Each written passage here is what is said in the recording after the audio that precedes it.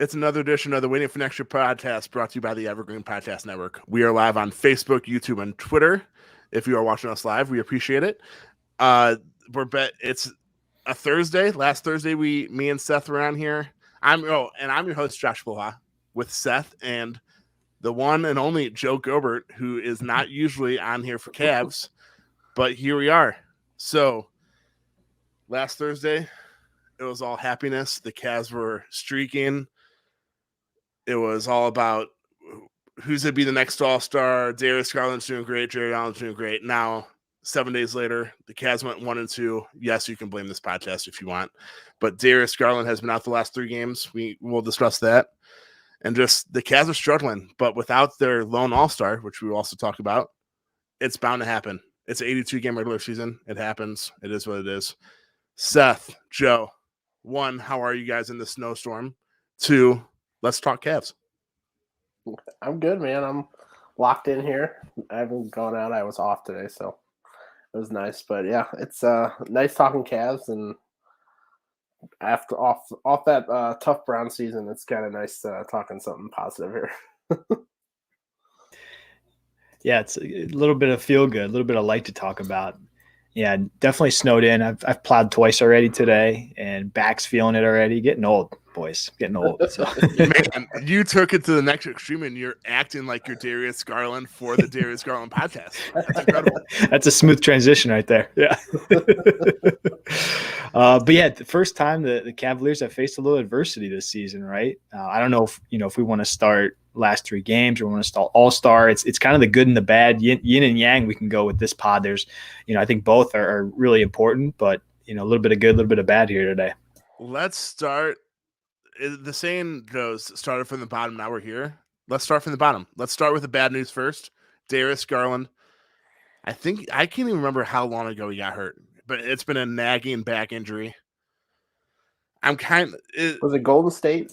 I think it was Golden State. Yeah. Yep. And ever since then, he's been grimacing at times, and it finally just came to where he couldn't play anymore. So, yes, the Cavs. Me and Seth Seth and I talked about this last week.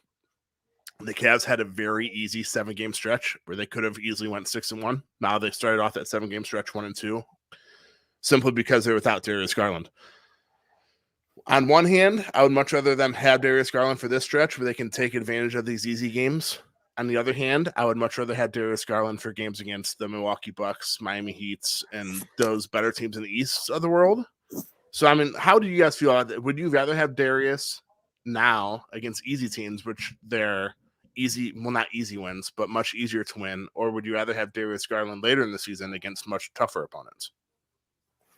Well, I think resting him is probably the right move. He played after that Golden State game. There's multiple stretches where he looked like his back was kind of taking a toll on him. So I agree with him just kind of sitting. These losses are crushing, or not crushing, but like just kind of tough to watch. But in the end, I think it's better for the team to get it done, get it kind of fixed now, get it all squared away, because NBA back issues can be really destructive to a player. So get it fixed now, get him some rest, and hopefully that can be down the stretch. He'll be good to go. But yeah, I think it was the right move. Yeah, it's really interesting at this point. He's already been ruled out for tomorrow. So my question is, are they going to do this really through the All-Star break, or is it truly more game to game? We just don't know a lot from everything that's been reported. I think Darius said after the Milwaukee game, like, no, I'm good. It's not a big deal. And then boom, he's out and he's being ruled out, not practicing. So to answer your question, I do think now probably is the time for him to miss. Hindsight 2020, they had a stretch where they played the Knicks on Monday, and then they had Bucks Wednesday, not another game till Sunday. So it's like, okay, in my mind back, he was grimacing already. So, hey, if they just give him off that Bucks game, maybe even Pistons, you're giving him a full week off. Thought that was a good opportunity. Obviously, he's a player. He doesn't want to sit out. But now we're sitting him against some very, very winnable games. So unfortunate, but I do agree. I think, hopefully down the stretch of the season, having him locked in through February and March will be a good thing for them, fighting for a top 6 seed. It's crazy how one sports team in Cleveland sits out their star player for the betterment of the long term, and the other. I thought we were going to get away from this. All right, we won't go Brown stock. All right, we won't. Back to Cavs. Back to the best team in Cleveland, obviously, over the Guardians and the Browns and the roller derby Guardians, always. Damn it, I'm already off on a tangent. You're on a tangent already, man. So Darius Garland, one, they're without Darius Garland. Two, Lauri Markkanen is also out. So if you combine those two, the Cavs are currently without, you could say, 4 of their top 6 players from opening night: Ricky Rubio, Colin Sexton, Lauri Markkanen, Darius Garland. The fact that they are still a top 5 team, I think they're still a top 5 team in the East right now, right? I haven't looked at the standings. Yep. I mean, like we said a lot of us Cavs fans say it. Seth and I said it last week on the podcast. Just enjoy all of this. I mean, there's no expectations. I mean, right now the Cavs are 1-2. I mean, if they had high expectations, we'd be like, how the heck did you just lose to these 2 teams that you just lost to? But I mean, I'm all for Darius Garland. I mean, he can sit out. If he sits out until the All-Star break, I don't know how many games are between now and then. But I wouldn't be opposed to it either if it means – I mean, I'd rather have him sitting out now than him grimacing in the first round of the playoffs. Right. Yeah. Yeah, I would definitely agree with that. It's more of a long-term focus than a short-term. It kind of sucks that we're watching it in the short term, but it's going to pay off, hopefully, in the long term, that he kind of gets this behind him and he's good to go the rest of the way. Yeah, 100%. I mean, we've seen it. This team is going to go as he goes this year. So, his health and, he hasn't always been consistently healthy either, right? Like he's had a couple of seasons now. He's been banged up. So getting him 100%, absolutely critical. And the one thing that's not to divvy away from Garland too much. One thing that's been really interesting the last couple of games has been Kevin Love's usage and his minutes, and I'm starting to feel for our boy there. Where they call him Grandpa Kev. He's been playing 30 minutes a night, instigating all the offense. So our boy, he did not sign up for this. Yeah, let's see what the hell's going on. It's like the Will Smith meme when he walks in and everyone's gone. It's like, where did everyone go? Someone needs to Photoshop Will Smith as Kevin Love, please. But speaking of Darius Garland, the good news: All-Star reserves were named tonight. He was one of the, I don't even know how many reserves, 7? Was it 7 reserves named in the East? Yeah, I think so, right? So he was one of 7. Yeah, very well deserved. I mean, he's the first All-Star in Cleveland since LeBron and Kyrie, I guess you could say too. But I mean, it's cliche to say this, but he has literally put the team on his back, which is probably part of the reason why his back's hurting. But it's a very well-deserved All-Star appearance for him. It's awesome that the All-Star game's in Cleveland and they have a guy like Darius Garland representing them. And I hope with Kevin Durant, he is going to be out of the All-Star game. Jared Allen still has a chance to be an injury replacement. That'd be awesome if the Cavs get 2. And with Evan Mobley and Isaac Okoro in the Rising Stars game, if they have 4 representatives All-Star weekend, I am all for that. Yeah. It's it's kind of where the actually injury and the All-Star news kind of coincides, because I think he made a case without even playing the last 3 games. It's a night and day between when he's on the court and when he's not, and we saw the last 3 games. It is just a grind right now watching them without Darius. There's just the flow is gone, and just the scoring. Yeah, it's the last 3 games definitely show that he deserved this, and it showed that. I don't know if everybody saw the telecast, but Draymond Green and all the guys on the set, they were pretty ecstatic that he got in. I think they all knew that he deserved it. So it was awesome to see, and he's first time in Cleveland. That's pretty cool. Yeah, Joe, that was the exact point I was going to make. I mean, what better proof for him being an all-star than the last 3 games? I mean, the Cavs have truly gone from a different tier, the past few games, and some of it's different bodies, but he just means too much to this team to disprove that he's not an all-star. I was looking at some of his numbers earlier today, and he's top 10 in assists per game. I think he's up to number 7 or number 8. Shooting almost 48% from the field as, such a little statured guard that he is. It's just been incredible. And man, his fun factor, like, I don't know about you guys, but the last 3 games has just been a chore to watch on offense. It's been tough. It's grind. He unlocks so much with Allen oops and getting the ball to Mobley. He's just obviously value wise, he brings it, but just fun factor for us. It's so much better having him in there. And to carry on with that fun factor and just the offense being a lot better with Garland, the Cavs pride themselves obviously on defense. JB Bickerstaff is a huge reason for that. But part of the reason that they've had such a good defense prior to these last few games is because when they're making shots, it's a lot easier to play half-court defense than it is defense in transition, especially with 3 7-footers. The Cavs have struggled in transition defensively. So as you can see, these last 3 games, they've struggled defensively for the most part because they're just not being efficient offensively. And I know the best defense, or I forget the exact saying, a good defense is the team's best offense or something like that. Didn't Sasha Pavlovich say that? The best offense is the best defense. It was something like that. But it's true. I mean, the Cavs, it's like Seth said, it's been a chore to watch them offensively, but because of that, they've also struggled defensively. It goes hand in hand. But back to the Darius Garland All-Star game. When the All-Star game was announced to be in Cleveland, November 1st, 2018, Dan Gilbert said, hopefully we'll have a player or 2 in the 2022 All-Star game. That gives us a few years to do that, but we believe. Who would have ever – and then – so that was November 1st, 2018. June 2019, Darius Garland drafted by the Cavs.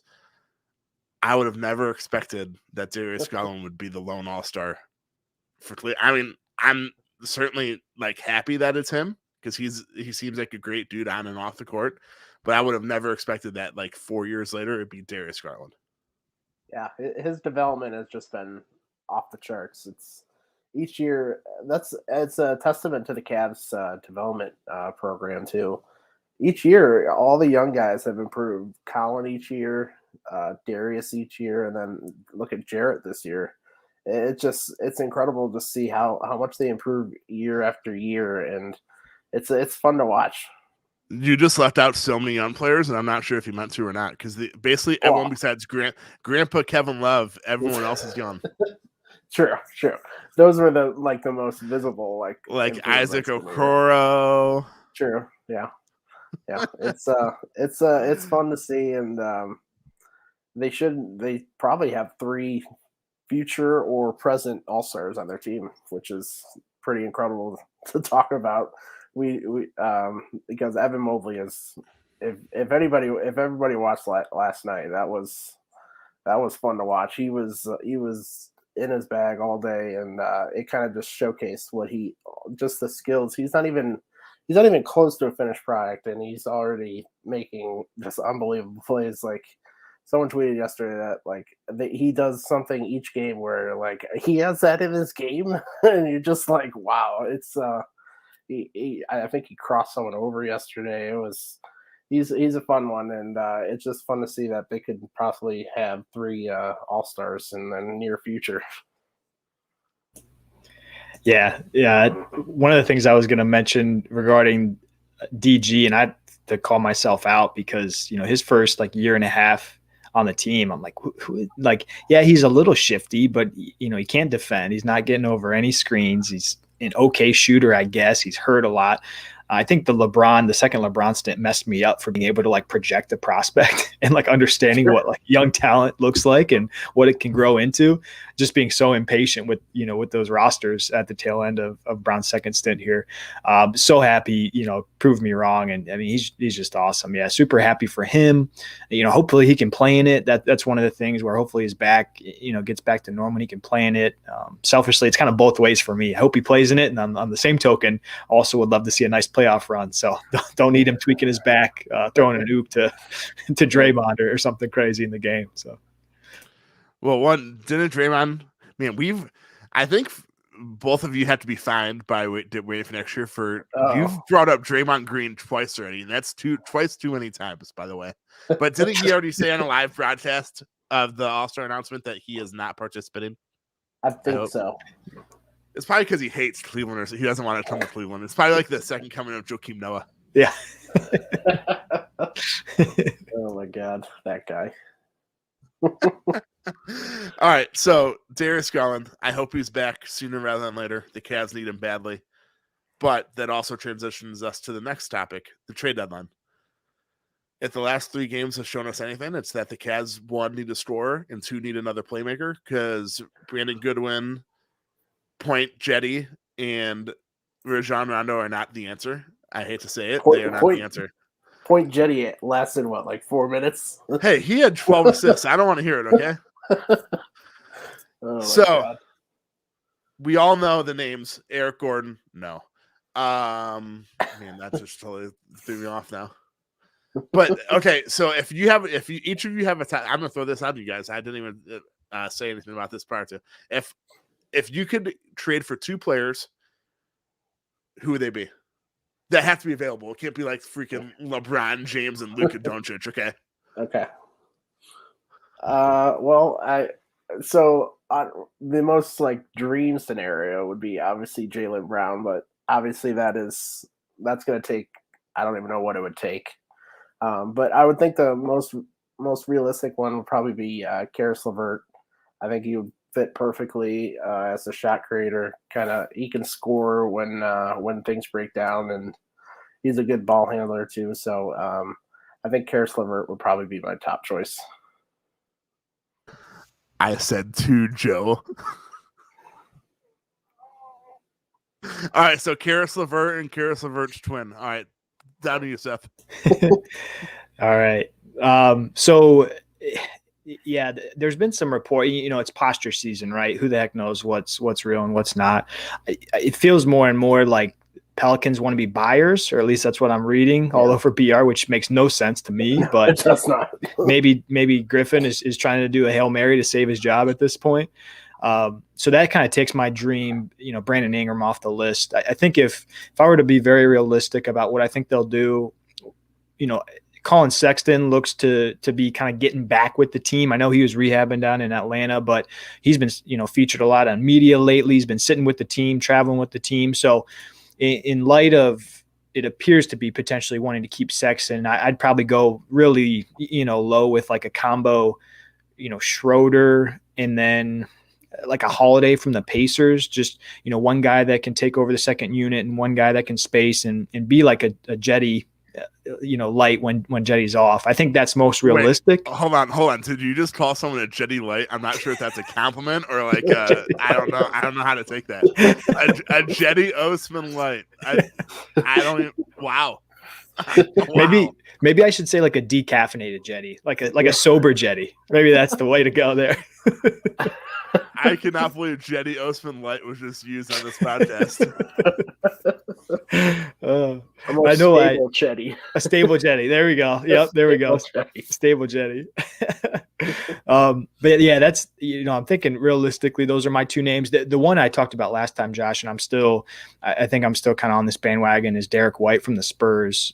Would love to see him get in. He's bigger, taller, can defend. Would take some pressure off Darius Garland. He's like a true starting capable guard. I think they put right next to Garland. But of course that's going to have some implications next year. He's making about $15 million a year for the next few years. So, but that's the guy I'm looking at and saying, okay, I'd be very excited for this season if they went out and got Derek White. I think the Cavs should just go after the other non-All-Star San Antonio Spurs. DeJounte, yeah, I would love that. That talk about a dream. It will never happen. That is my absolute dream. Yes. DeJounte Murray. Oh my God. How is he not an all-star? I don't know. Him and Darius would be just insane. Oh my gosh, that'd be incredible. Yeah. I would literally trade anyone besides the Cavs' big 3 for DeJounte Murray. I think. Yeah. Yep. So Brandon Ingram, I want Brandon Ingram too, like you, Seth, but I feel like there hasn't even been like a rumor Besides the Pelicans being buyers, there hasn't even been a rumor that they're trying to trade Brandon Ingram. And No. I feel like a week before the deadline, if they were trying to trade him, they'd be not making up sources and stuff, but like agents would be putting stuff out to try to drive up the price or try to have it bidding more. Just like agents and sources are saying that the Cavs are interested in this guy. Well, yeah, they're interested in being aggressive, quote unquote. So they're going to be interested in every single player that's on the trade market because it's an easy bargaining chip. But see, I want Karis LeVert, but his injury history scares me so much. And Indiana said that they want 2 first-round picks for him. But that's not happening. I think as the deadline gets closer, they'll realize that that's not going to happen. I mean, I know I was listening to the Chase Down podcast before this, and they said that last year, man, Evan Fournier, I don't even know how to pronounce his name. Fournier. Evan Fournier. They were saying that they wanted a first-round pick for him. They got a second-round pick for him. And then there's another player that and then Victor Oladipo from Houston last year. They said that they wanted a first-round pick. Mm-hmm. They got a pick swap. They didn't even get a pick. They got a pick swap. And it's never the same. Yeah, exactly. So it's like you're asking for a lot just to hope you like get the median.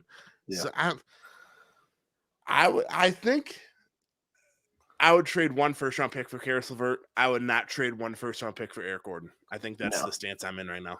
Yeah, I would definitely agree with that because Karis LeVert, I think, is a better player, obviously, right now. And he's younger. He's on, I think, a 2-year contract. I think he has 2 years left. Yep. And Gordon he's really old. I don't know what Eric Gordon is. I don't know what age he is. He's like 33. But it seems like he's been in the league forever, and 2, it seems like he's like 50 years old. No joke. It seems like it sometimes. Yeah, exactly. Like the Cavs need a guy that can create and a shooter and a guy that's good at defense. Karis LeVert fits 2 of those. He's not the greatest shooter, but hey, I'll take it. Eric Gordon, I feel like he can only shoot. He can't really create. He doesn't really play defense. And I know, sample size, schmample size, I know. His last 5 games, he's averaging 9 points, 2 rebounds, 2 assists, while shooting 35% from the field and 11% from 3 in 32 minutes a night. That is a no-go. If it's a first-round pick, that is an absolute no-go for me. If it's a second-round pick, I'm all for it. You're improving. You're getting like a 8th guy on the rotation for a second-round pick. I'll take it. But I am not trading a first-round pick, especially because, I mean, not that I want the Cavs to use that first-round pick in the NBA draft, but this offseason's here. It's not like if they don't trade the pick now, they're not going to be able to trade it this offseason. So I am not – I'm totally no Eric Gordon unless it's a second-round pick.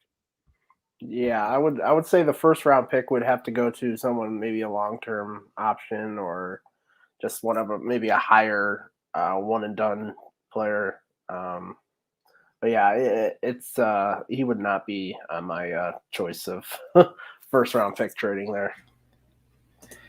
Yeah, one of the interesting dynamics I saw about the trade deadline is the Cavs are only about 3.3 million away from the luxury line. So, thanks, yeah, right.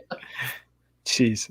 So that's one of the tough parts about, who they can go get is, do they want to kind of start that clock? And I know it's not our money, so, go whatever, but it's a dangerous precedent because we have some guys we have to pay coming up within Garland and Mobley, and we're probably, I keep saying I work for the team, guys, if you know that, but who are we trading for? You're a player. Yeah, he's a player. The Cavaliers have some guys coming up to pay, so it's going to be very interesting. The magnifier, the multiplier, I should say, on that luxury tax really ramps up. So I don't know who's out there for very cheap, but that might be who they start with, and try to avoid that luxury tax kicking in here too soon. 2 things. One, on the luxury tax, Dan Gilbert literally has money growing on trees in his backyard. But I think so. It's easy for me to say. I don't think he's worried about spending a couple extra million if it improves the team. I think he would be worried about, or at least Kobe would be worried about, is the repeater tax. If they go over the luxury tax line this year, because there's a couple teams. That's why Boston's potentially trading Jaylen Brown because they're very close to that luxury tax line too. I think it's $3 for every dollar spent once you're a repeater tax team. So I mean, let's be honest. The rich still worry about their money. I'm more worried about the repeater tax than anything. But with that, the Cavs got I forget, what are they calling this Colin Sexton and Ricky Rubio thing? What's it called? The money that they're getting? The exception, but what's it called? Disabled player exception. So they have that. If they trade the disabled player exception, say Rubio's is like 9 something, Sexton's is like 4 something or 3 something, does that count against the tax for whatever they get back? I honestly don't know. I do know. I'm not a cap guy. I feel like because if it doesn't, that's literally, well, one, you can't combine the exceptions. Right. So just because they have a 9 and 3, it can't be 12. It has to be 9 and 3. But if it doesn't, I feel like that's like an easy $9 million and $3 million that they could just trade. And Dean Gilbert's not worried about $12 million. Let's be honest. He'll just bump up the mortgage rates a little bit. But yeah, I just feel like that's something I should have looked into prior to this podcast, but I just randomly occurred to me right now. I was listening to Lockdown Cavaliers because I was trying to figure out this exact point. Like, what can they partner and trade in, trade out with, trying to avoid that line. And it seems like it's very complex to figure it out. So everyone's going to talk to their guy. I heard Zach Jackson and Jason Lloyd trying to figure it out. And guys over at Locked On Cavs, and everyone's like, oh, some people say one thing, someone says another. It seems very ambiguous and just tough to nail down. So above my pay grade. Zach Jackson talking Cavs analytics and money. I can only imagine how far that's gone. True. Yeah. Very true. I think the only thing that I know for sure is like you can't put it with a player. You can't put those exceptions with a player, and they have to be used by themselves. Yeah. Well, no, they can be combined with picks. A pick. Yeah. But a pick is just like a throw-in anyways, unless it's a first rounder. So the only thing the exceptions can be combined with are picks. Yeah. They can't be combined with players or other exceptions, which I think is even without the trade exceptions. I think it's the same exact thing. Yeah, they are. It's it'll be interesting. I've seen so many different things where you could trade that exception and then afterwards trade Rubio, which would be interesting. It just seems weird to me that would be allowable, but it's an interesting thing. And not to cut you off, but what's even weirder is that they can trade Colin Sexton's disabled player exception, and then he can come back and play with the guy that they traded it for. That is true, right? It's how does that make NBA has some weird cap rules. I mean, if you play the game right, though, you can trade Ricky Rubio's disabled player exception, and then you can trade him after. But if you trade the actual player first, you cannot trade the disabled player exception. Right. That is such a weird rule. Pretty weird. There has to be like people in front offices that just like know the little bits of information like that and get paid hundreds of thousands of dollars to do that. Right. Oh yeah, there's every team has a cap guy, and they're here just to answer these questions that we all have right now. No cap. Hey. It feels like there's so much like ammunition for Kobe. I can't even count how many exceptions and hardships and second round picks. Like there's so much in his war chest right now to go after. It feels like when. It's not if, it's when. Who would have ever thought that, by the way? Remember during the offseason when we were like, what are the Cavs going to do? They have no trade assets. They're trying to buy out Kevin Love. No one wants this guy. No one wants that guy. They're going to have to take on like a $30 million player in order to get a first round pick. It's just I remember how the times have changed in the last few months. It's crazy. Yeah, and we're in a position now that we probably don't want to draft any more young guys. That's what Seth and I were just talking about. That not only way too many. One, they're too young, and two, at some point, all these contracts are going to run out. That's true. At some point, you need to stop drafting rookies. Yeah. Like you gotta just hit on your trades here now, and exactly. Yes. Yeah, I think in the end they'll probably make 2 trades, maybe not big ones. I hope we get with like Jaylen Brown, but that's just a dream. But it's A going to man's be dream. interesting. It's going to be really interesting 7 days here. It's the whole league just seems like it's kind of bottled up with like the Ben Simmons, and I think the Pacers are kind of holding up things because they don't know if they're going to trade people. And wait, hold on. The Pacers are holding up things because they want 2 first-round picks for Karis LeVert. All right, continue. Yeah, and Sabonis, yeah, and then Turner got hurt, and there's just a lot of like kind of things up in the air, and we'll see over the next 7 days to see if kind of something's got to unleash the trades. There's been like nothing.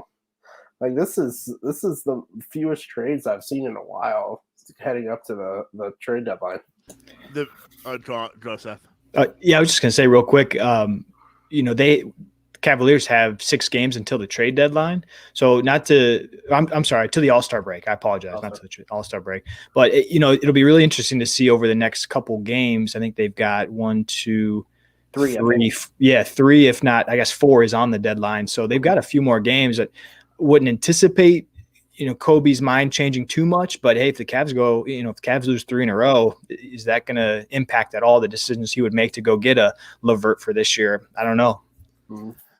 If they went 0-3 without Darius Garland, I don't think it's a big. I don't know. Cavs are in a tough spot because it's literally they're just playing with house money. It's like they're also in a good spot, and I trust Kobe. They want to improve the team, but they don't want to ruin this team's chemistry. I mean, Kevin Love is going crazy on Twitter tonight because Darius Garland made the All.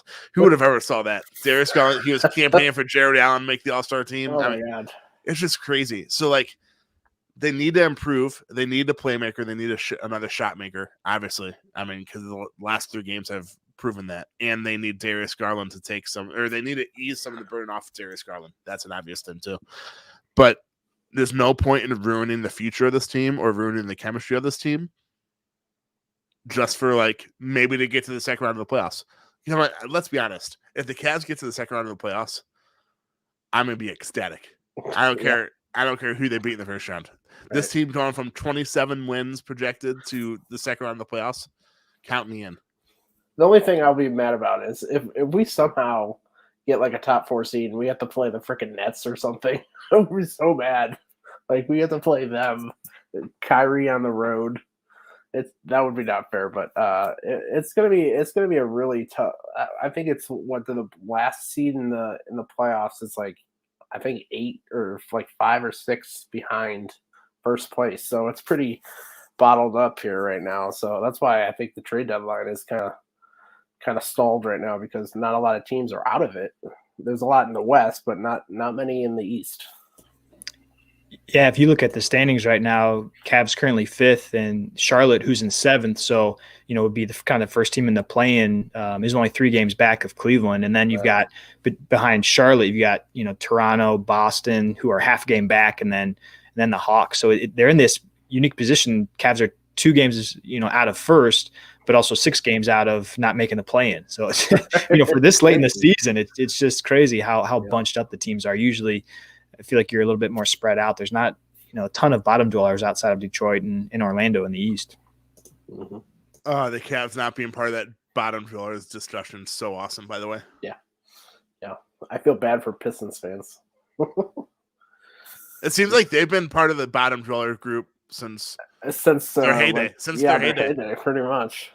Yeah. And I was watching the Cavs game. They still have that same announcer that does Detroit basketball. I know. I was surprised by that too. I was like, what? How is that guy not retired yet? I would have retired when Chauncey Billups, Rip Hamilton, and Rasheed Wallace left. Billups. As I say, we were listening to that in 06, right? So that was a long time ago. But he was the Malice in the Palace. Yeah. Oh man, bring back the days there. But now now it's stuck in my head. Detroit basketball. Although there are only 100 fans there, though. Usually when it's a sold out crowd, the entire crowd's singing it too. I know, yeah. It doesn't kind of ring as much anymore. All right, so the trade deadline, I think we can all agree. Eric Gordon, no first round pick. I'm fine with getting him for a second rounder. That's it. Karis LeVert, 1 first round pick. Or do we agree on that? Yeah, I wouldn't put 2. Brandon Ingram, that's a pipe. Same with DeJounte Murray. Two guys that I'd love to have. Well, I can't, not both of them, but one of them. It's just not going to happen. I mean, unless Kobe Altman pulls something out and there's no sources, nothing, just nothing's been said. That's what I feel like. He's a pull like the Indians, how like the Indians just do like a trade when there's like nothing sourced. That's what I feel like is going to happen with the Cavs a week. Oh yeah, the Cavs they're actually they're notorious for kind of things popping out of nowhere. Like Jared Allen. Yeah, look at the Lauri Markkanen. Like no one had that. No one even thought they were even interested in him, and he just came out of nowhere. So, yeah, I expect a lot of. I expect the two trades might be like kind of out of the blue. Like maybe Terrence Ross is another name that we kind of don't talk about yet. That's right. Yes. Yeah, it's going to be interesting. There's someone tweeted that a lot of teams need centers, which we don't. Luckily, we got plenty of those. Everyone's trying to be the Cavs. Right, literally, everyone is trying to be the Cavs. Remember when everyone tried to be the Golden State Warriors with the small ball? Everyone's like, "Wow, this 3 7-footer thing's pretty cool." We are trendsetters. But yeah, it's but if you look at like our needs, there's quite a few good options out there. And I don't think it's going to cost a lot. I think it could cost like nothing more than it could not even affect like the team that's playing this year. Like we could just trade like Rubio and first round picks and stuff like that, and not even mess with what's already on the court. So that's pretty cool. I think they can improve. They can acquire two guys, and like you said, not have to trade anyone but Rubio's contract. Is he even on the bench anymore? I don't think he's even with the team anymore. Like Colin Sexton is. Yeah, I haven't seen him, and that was one of those things. Like early on, you didn't want to trade him because of how much importance he was. But I don't think he's with the team. I don't know. I haven't seen him. Same. No, I think you're right. Yeah, I don't think he's been with the team. And that scenario feels more and more likely as we get closer. I think like it feels like they're going to keep Sexton, get one or two rental guys that are good enough to get them to the playoffs. Hopefully, because I think they're going to value that first round experience so much for Garland and Allen and Mobley. So get some rental guys that can get them there, and then this offseason, Josh, like you said, kind of restock. Maybe you kind of look at that more, splash bigger acquisition type this offseason, but just get some rental guys this year that can try to get you there, and then get all that awesome experience that they really need. You need to save that first round pick for a LeBron James trade, right? You're going to be asking out after playing with Russell Westbrook all freaking week. Oh my gosh. I know Seth and I talked about this last week. It's crazy that the Cavs are in a much better position than the Lakers right now. It's crazy. And I think I'm going to Seth, you're going to be like half off the screen for this. Oh, no, it should small. Okay, no, we're good. Adam Cerny, he definitely means Buddy Hield. That is a name that's been brought up. The Kings have been bottom dwellers too since like the Mike Bibby days. No joke. I think he still owed a bunch of money, so I don't think the Cavs would be in on. He would be a great guy as like a 2 guard for this year's team, but I think he's owed too much money. I don't think Kobe Altman would do that. Yeah, I think I'm going to look up to see what his numbers are. Let's see. Yeah, he's owed $22 million for 3. He would definitely be a player I would love to have. Like his shooting he's one of the top probably 10 shooters in the league. But yeah, that's I don't know how you fit that in. I don't know if you would trade Lauri for him, but I don't know if I would do that trade. But yeah, he's probably a little bit out of their market. But you probably have to look at those like lower price guys like the Terrence Rosses and guys like that ilk. But we'll see. Yeah, we talked about Hield a little bit last time, and he feels like the kind of guy the Kings are going to say, we want your Sexton or we want your Okoro. I don't think you're getting Hield with Rubio's contract and a first. You're gonna have to throw some dollars on there, and that either means Joe, like you said, Lauri or somebody else. Yeah, it just feels like a little bit too big of a swing based on what we think Kobe's going to do this year. Yeah, and I know Adrian Wojnarowski just brought just tweet out ESPN story on possibility of Brooklyn Nets guard Joe Harris needing a second procedure on his left ankle. If he was healthy, Joe Harris is my guy. He was by far my favorite NBA player when he was a Cav and with the Charge. Oh man, I would love him on the Cavs. It's obviously not going to happen. But the Cavs, if the Cavs could get like a knockdown 3-point shooter for the three, imagine how much easier Darius Garland's life would be. Yeah. It's gonna be. I think that's what they might be going towards. They might go for like a point guard, shot creator, like a Schroeder, as you said, Seth, and then maybe like a shooter, like a Terrence Ross or something like that. Just someone needs someone to kind of expand the floor, and then while expanding the floor, you have a guy who can take pressure off them and dribble the ball and stuff like that. So it'll be interesting to see. But I think they come out of it with 2 new players next week. That'll be my prediction. And with that, I have to leave. So you have a good time, guys, and I will see you maybe next week, probably after hopefully they make 2 trades. We'll see you when we see you. Wait, yes. Is the trade deadline at 3 or 4 o'clock? That's usually when it is. It's right? usually like 3, I think. 3 o'clock. Perfect. Yeah. Joe, we'll be on that night, so you're more than welcome to join us like usual. I will be there, guys. Thanks for joining us tonight, though, dude. See ya. Awesome. See you, Joe. Thanks. It was fun. All right, now it's just back to the 2 of us. Just the 2 of us.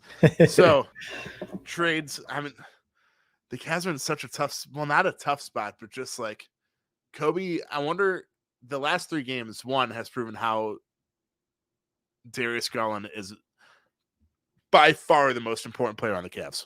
By far. 2, it's also proven to Kobe and company that the Cavs need a shot creator and a shot maker now more than ever. I mean, it was one of those things where it was like, all right, yeah, they need someone to ease the burden off of Darius Garland. Now it's like the Cavs need someone to ease the burden off Darius Garland. Does that make sense?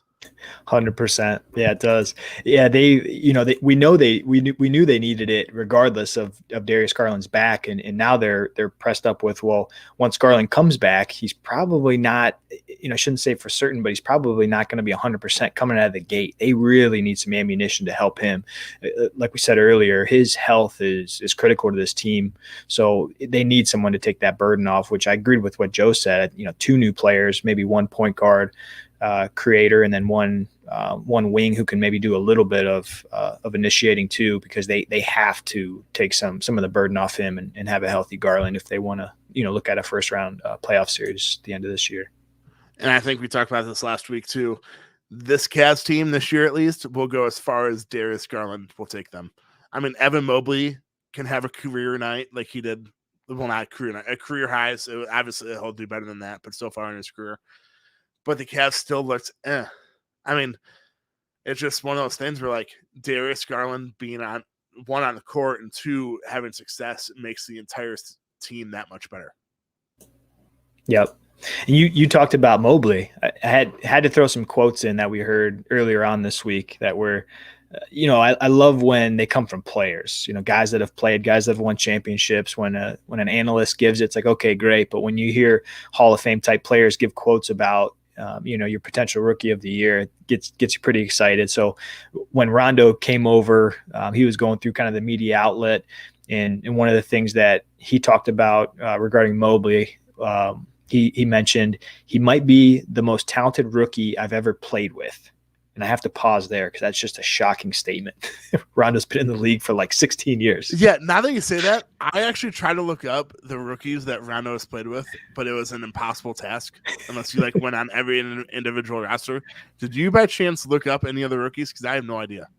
I just was going in my head in all the different, teams that he's been on by year. So I kind of I didn't write anything down, but I was going through mentally kind of all the different, all the different young folks that have come through. And he's had to play with just some absolute studs over his career. So then he finished it up with being able to control so many things on the court, even without scoring the basketball. And I think that completely passes the eye test. When you watch an Evan Mobley game, he might finish with 15 points, 8 rebounds, 2 blocks. You're like, oh, that was a pretty decent game. And if you look at some of the advanced stuff, some of the contests, watch him taking on guards out at the 3-point line, or watching him do his little, like when the Cavs run out that zone and he's like leading it up at the 1 and they have like a box behind him. Like what he's doing on the court just does not fit into the box score whatsoever. So to hear Rondo give him such high praise, was pretty awesome. Yeah, I mean, Rondo, we know his struggles. He's shooting too much with the Cavs. It is what it is. But he has won, like you said, been around in the league. He's a veteran. He might be a Hall of Famer. I don't know. That's for another day. The discussion's for another day. But he's an interesting case for Hall of Famer. If he has positive things to say about a player on the Cavs, it's a good thing. So, I mean, him already, like, he's been on the Cavs for, 2-3 weeks now, and him already realizing this stuff with Evan Mobley and just, like, saying this stuff, that is huge for Evan Mobley. Yeah. One other guy I think it was on TNT, D Wade was doing a segment with them, and he did the same exact call out for Mobley. He said, he reminds me of Toronto Chris Bosh, but with a right hand. So, we were talking in the Discord earlier, like, I don't know. He doesn't quite remind me of a Chris Bosh, but hey, if you want to comp him to a Hall of Famer, I think the Cavaliers will take that. If you ever comp Evan Mobley to like Tim Duncan or Chris Bosh, I'm all for it. Literally all for it. We could literally have one podcast about Evan Mobley. I mean, you guys discussed earlier, I forget if it was you or Joe, just like he seems to have one play in every game where he's like, how did he just do that? And the fact that he's a 20-year-old rookie and he's nowhere near his prime and he's nowhere near the body type that he'll have. I mean, he still has to put on some muscle, but like he's going up against some of the best players in the NBA and he makes them look silly sometimes. It's crazy to me. It is literally, no one saw this coming. And speaking of no one seeing this coming, I mean, I know Houston won the game last night, but like, how did Houston, one, not get Jared Allen? And the trade that sent James Harden to Brooklyn, Cleveland somehow, out of nowhere, jumped in as a third team and acquired Jared Allen. And then, I mean, Jalen Green's good, but Evan Mobley is like a generational talent. And Houston messed up those two things, and now they're both Cavaliers. And the reason that the Cavs are in the spot that they are is because Houston messed those two things up. Yeah, we talked the last pod of, the Rocket fans should not be going up to their roofs. Like, it's going to be okay. Like, you'll be in the lottery again. You'll get another player, but they have to be absolutely kicking themselves. I mean, they went complete opposite. If you think about the type of player that Jalen Green is, like, just kind of a, Lou Williams type, we'll see what he turns into, but very like flashy kind of slash, kind of can shoot well, but he's kind of small, guy who's probably not going to give you a lot on defense, to Evan Mobley, who, just looks so poised out there. I haven't seen, obviously since LeBron, haven't seen a rookie on the Cavaliers that's so patient. Like his little turnaround shot that he does, it doesn't matter if, there's a 7-footer on him or if there's more of an athletic wing. He just takes his time, puts his ass into him a little bit, does his little turnaround and gets a shot up. He's struggling from the free throw line right now, which I don't want to go negative on Evan Mobley. Who isn't on the Cavs right now? I guess that's another discussion. Yeah. Cavs, make your damn free throws. Man. I mean, last night they lost. Well, they lost by like 12 or whatever it was, but it was a 2-point game with 2.5 minutes left. If they make more free throws, if you shoot like 70-75%, you win that game. Mm-hmm. I went back and looked at Mobley's free throws throughout the season because he started off pretty well. When I think in between October and November, he was up close to about 70%, matched his shooting stroke. Hey, the guy's taking some threes, making some nice contested jumpers, felt right. And then looking in since January 1st of this year, he's down to 52.5%. So it's complete crater to, don't know if it's the rookie wall thing, if he's just, his body's getting a little tired, but yeah, it's been rough in the free throw line. Like you said, not just him, everyone. Chetty's missing free throws. Occasionally Kev misses a big one. No one's hitting right now. And without Garland, I mean, they're just a really poor free throw shooting team. And for exact stats, from the beginning of the season until December 31st, he shot 77.5% from the free throw line. So something, I don't know what happened. I mean, then again, as a basketball, and I used to play basketball, not anymore. I'm way too out of shape. But free throws, much like some other things in sports, it's a total mental game. I mean, if you go up into thinking that you're going to make the shot, there's a good chance it's going to go in, but it's completely mental. So I feel like maybe the 20-year-old rookie is in his own head when it comes to free throws now, which if he was shooting 77.5%, now you said he's shooting in the 50s in 2022, it has to be mental. It has to be. Yeah, that stroke is too pure. It's too clean. It's going to come around, but it is a little worrisome that, it's kind of happened along with all the other bad things that have happened with the Cavs this year, with Garland getting hurt, Rubio getting hurt, it's a tough stretch. So yeah, it's definitely not the right time, but like you said earlier, it's not doom and gloom. This is all, this season's a win no matter which way you cut it. So it'll come around. It's not doom and gloom, but man, it would be so much better imagine if Evan Mobley, being the all-around guy that he is offensively, if he can be like I'd take a 75% free throw shooter in his career. I mean, that's like a difference of probably 2 or 3 points a game. If he's shooting he's not shooting that many free throws now, but once he starts, I don't know, I'll take 75%. And it's just one of those things. It has to be, like I said, it has to be a mind game now, but it is what it is. We're talking about a 20-year-old rookie in his first NBA season. So we've already seen enough. He can literally miss every single free throw the rest of the year, and I'll still say that it's a very positive year for Evan Mobley. It's a great point. If our biggest nitpick with him is free throws, he's doing good. He'll be all right. Yeah. That is a great point too. Yeah, if we're nitpicking free throws for a 20-year-old rookie, that is. I mean, I saw some rankings. I think it was Nick Wright had his top 30 players in the NBA. Guess who was on that list? Evan Mobley. Who would have ever saw that coming? Top 30. Wow. I mean, this could be like an art. It wouldn't really be an article, but like if you were to start an NBA franchise right now, Evan Mobley has to be like a top 15 player you draft, right? Yeah, I mean, not even like going through teams like LeBron James, Kevin Durant, Giannis, Luka, those guys. James Harden. I hate James Harden, though. Well, not hate him. I just dislike him. He does for too many fouls.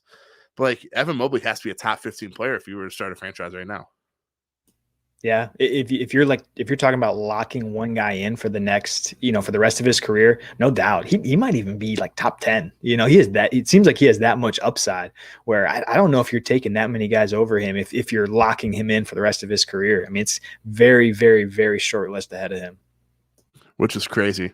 And we're nitpicking his free throws, which I'm completely fine with. But yeah, I mean, last night and speaking of Houston, I mean, they have Christian Wood. He's a very good player. But the Cavs went with best player available when it came to the draft, which is why they drafted Darius Garland, even though they already had Colin Sexton. I feel like the reason, which is what we were talking about a few minutes ago, the reason Houston didn't, want Jared Allen in the trade back for James Harden, and 2, take Evan Mobley is because they already had Christian Wood.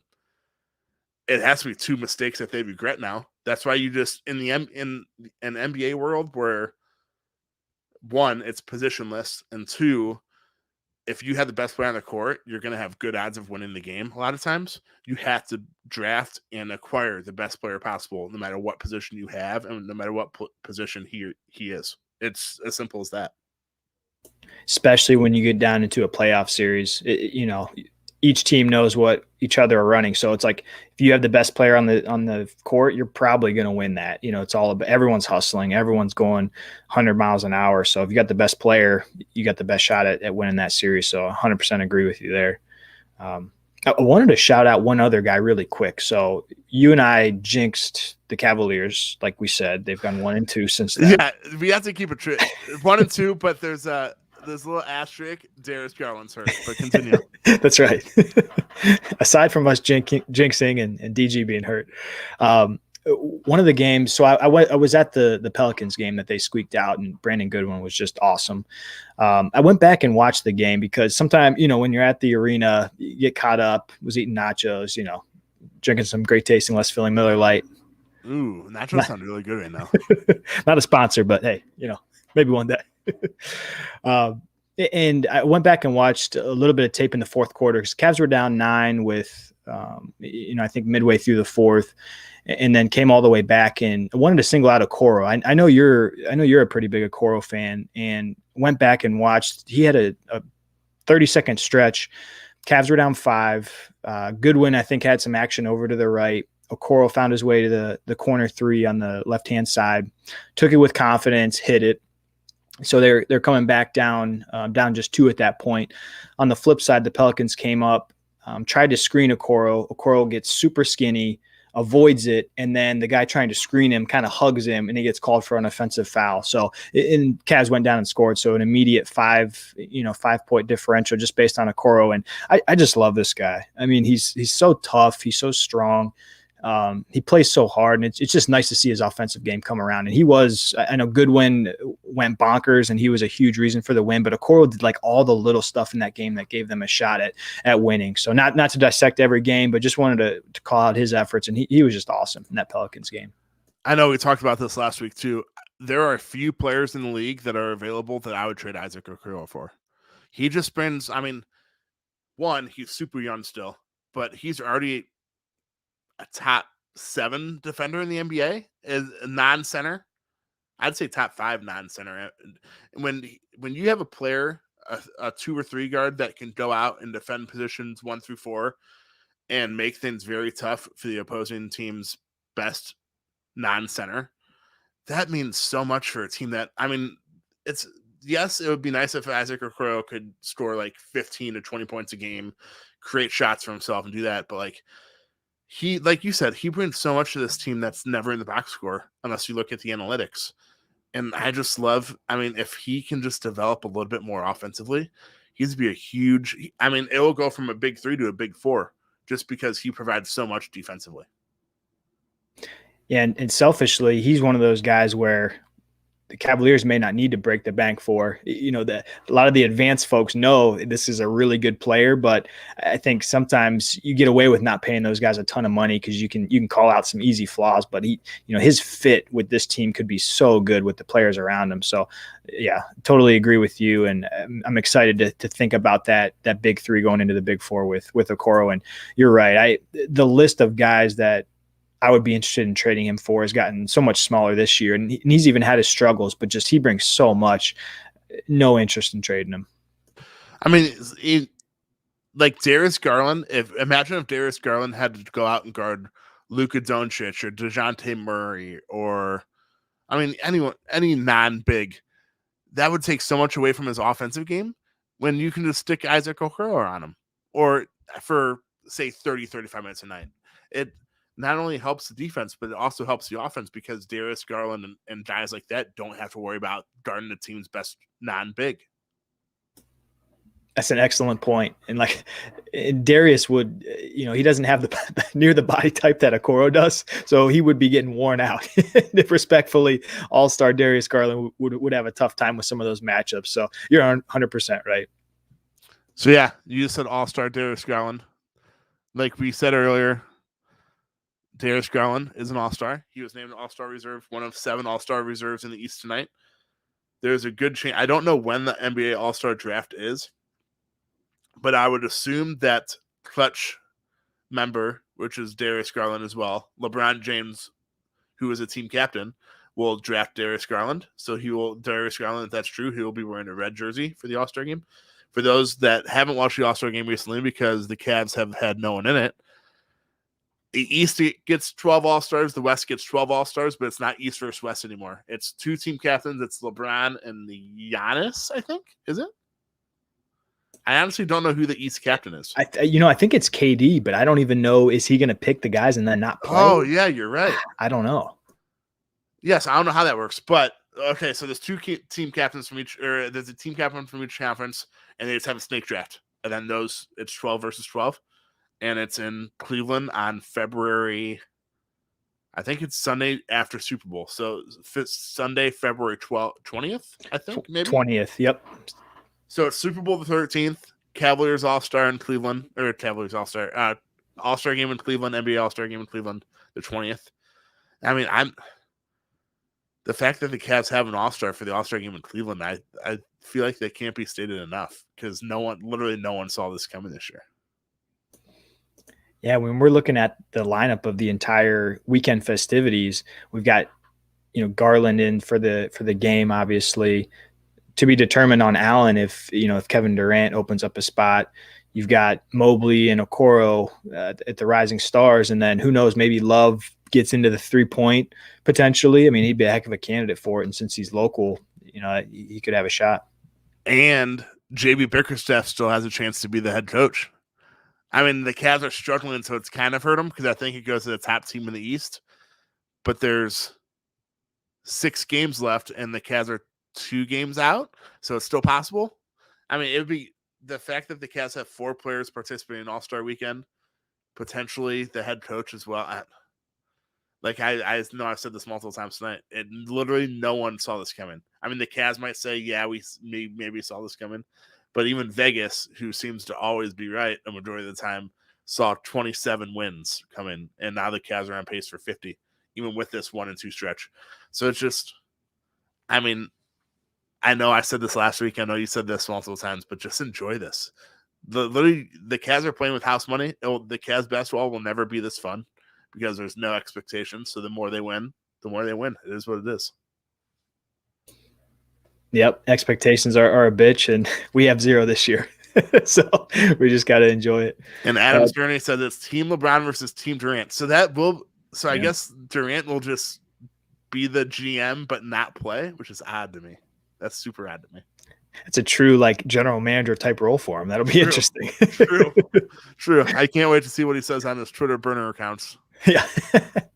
the one so everything you said was 100% right. It's so exciting. I can't wait to just see everything on TV. I'm weird like that. Whenever there's a national game for the Browns or the Cavs, I just love seeing how they shoot the city, and it'll be really cool. How everything plays out. Hopefully the weather will keep up enough where it's not just a complete bleep show. It's not. Maybe the weather is getting out of its system right now, because right now we have about 12 inches here in Northeast Ohio, and it's a lot of snow and ice and ugliness. But it has 3 weeks to work it. No, it has 2.5 weeks to work itself out of its system. So, yeah. But yeah, I'm excited for the All-Star festivities. I mean, it's gonna be fun. I think it's Friday night's the Rising Stars game. Saturday night is all of the other slam dunk 3-point skills challenge. Which Evan Mobley, I'm surprised I wouldn't be surprised if he is in the skills challenge. Mm-hmm. What a great fit. Yeah, great fit for it. Yeah. In Cleveland too. And then, Sunday the All-Star game, all in freaking Cleveland, Ohio, and the Cavs are representing. One of the best young teams in the NBA are representing. Yeah. And I have one gripe. I got one gripe for you. Have you seen the jerseys for the All-Star game yet? 1, I saw the jerseys, and 2, I saw the reason that they made them what they are, and it has literally nothing to do with Cleveland. No matter what, I don't even know what the exact description is, and I don't have time to look it up right now because I wouldn't know where to find it. But they tried to correlate the lake, and I was like, "What? That has nothing to do with the city of Cleveland, whatsoever." Yeah, some spokesman said the letters are built around Cleveland architecture. I'm like, no, they're really not. I don't know. Literally Arial font. No, I'm kidding. It's not Arial, but Times New Roman. Yeah. The only thing I do like the NBA All-Star logo, how it incorporates the terminal tower and it like that. I like that. Yep. Yeah, that was pretty cool. I saw a really funny tweet about because it kind of has that little diamond meshy type of look the jerseys do, and I saw someone mention oh, this is the penny you get in 6th grade gym class when you're doing kickball or dodgeball or something. 100% knocked out of the park. They totally. I mean, why not even do wine and gold or something? It has the jerseys that they're wearing this year could literally be worn any other year, as they have nothing to do with Cleveland. Yeah. And I'm so jealous about if you go back and look at the 1997 All-Star game, every team is wearing their own jersey, and it just looks so sweet. I missed that. Oh. I think the MLB does that again, where one team wears home jerseys, one team wears away. That is by far the best. It's peak jersey. You go back and look at Vince Carter wearing the Toronto Raptor purple and Tracy McGrady in the blue. Oh, it was that was when I really started getting into basketball. But that's peak jersey time for me. They were awesome. Yeah, and you can still sell. I mean, if you're the NBA, you obviously want to sell All-Star jerseys. The MLB sells All-Star jerseys, but they wear their actual jerseys for the game. just do that. That's one thing that you brought up, a good point. I wish they would just do one team wears home jerseys, one team wears away jerseys, and it's as simple as that.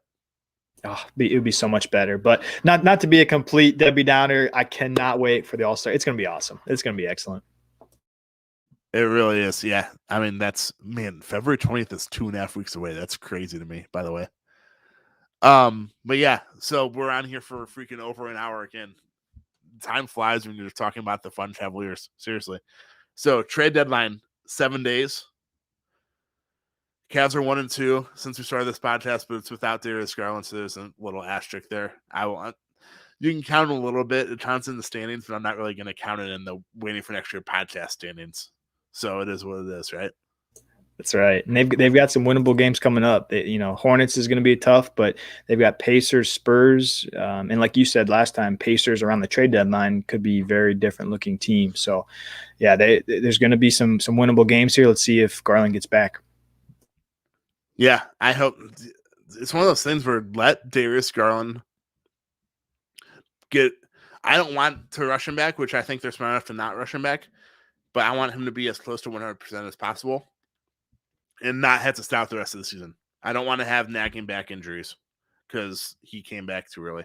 But I feel like Kobe and JB would not let that happen, so I trust them, I guess, and I can't wait till he's back, and I hope that the Cavs have also realized, like we said earlier, that they need to make a trade, whether it's for one or two players. It needs to be a shot maker and it needs to be a shot creator, because Rajon Rondo and Brandon Goodwin, I love them both, but they're not the answer, especially when it comes down to crunch time. They are not. And I think we're going to have a really fun podcast next week, hopefully coming on Thursday, just hours after the trade deadline, talking about, like you said, one, if not two deals in a very different top 8, whether, even including Lowry and Garland coming back. I think they're going to pick up some rotational pieces to help them make this push for the last few months of the season. Absolutely. Yeah. So like Seth said, we will be back here a week from tonight, Thursday night, hours after the trade deadline. Hopefully we'll be talking about a couple new players on the Cavs and how they didn't give up much for him, about how they somehow snuck into a deal and got someone like they did Jared Allen, because we were all surprised by that. For those of you watching us live, appreciate it.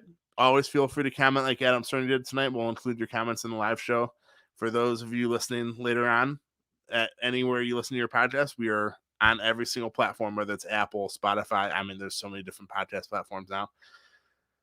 No matter where you're listening to us, live or in the future, we appreciate it. And yeah, we'll be back. This will be a weekly thing, at least so far. And we will be back here a week from tonight to talk post-trade deadline and hopefully some winning basketball. So hope if you're in Northeast Ohio, please be safe. I know there's a lot of weather out there. And as always, go Cavs. Let's go Cavs.